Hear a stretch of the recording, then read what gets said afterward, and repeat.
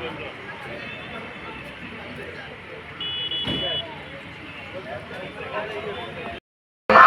Tongkecang Hamari Kerindi Tongman Bagi Buskang 12 April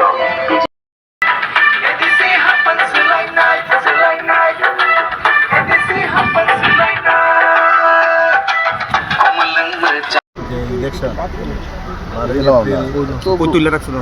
এডিসিতে election তুলে রাখছে বিষয়টাকে সামনে রেখে আমাদের ভারতীয় জনতা পার্টির যেভাবে আমরা ইলেকশন করে থাকি তার মধ্যে একটা পার্ট হচ্ছে যে আমাদের যে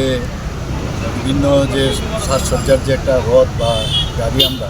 সবসময় সমস্ত জায়গায় জায়গায় ঘুরবে এবং ভারতীয় জনতা পার্টির যে সরকার যেভাবে আমরা কী কাজ করেছি জনজাতি অঞ্চলের জন্য সেই বিষয়ে প্রচার প্রসার করে এর জন্য আজকে এখানে ফ্ল্যাগ অফ হলো। আমাদের সাথে ত্রিপুরা প্রদেশ বিজেপির মাননীয় সভাপতি আছেন, রাজ্যসভার সদস্য শ্রী রাজীব ভট্টাচার্য মহোদয় এবং যিনি ইনচার্জ আজকে আমাদের এই এডিসি যে ইলেকশন সেটাকে দেখছেন ত্রিপুরা সরকারের মাননীয় মন্ত্রী ত্রিপুরায় মহোদয় আছেন এবং অন্যান্য নেতৃবৃন্দরা এখানে উপস্থিত আছেন এবং এটা সমস্ত এডিসি এলাকায় ঘটবে। ঘুরে ঘুরে যে প্রচার প্রসার এবং আমাদের অনেক কিছু আছে যেগুলো সাধারণ মানুষ যারা জনজাতি মানুষ যারা আছেন তারা অনেকে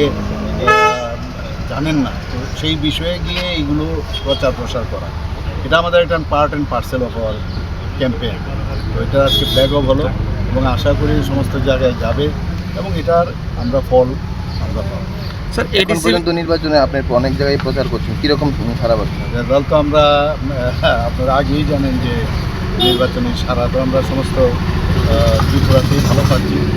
এবং বিভিন্ন পার্টির থেকে বিশেষ করে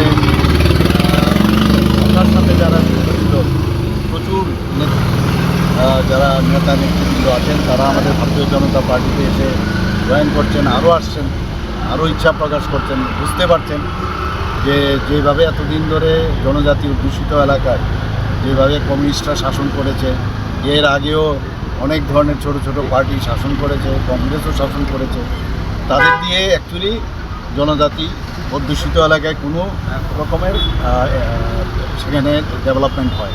কিন্তু মাননীয় প্রধানমন্ত্রীজি আসার পর আপনারা দেখেছেন যে জনজাতিদের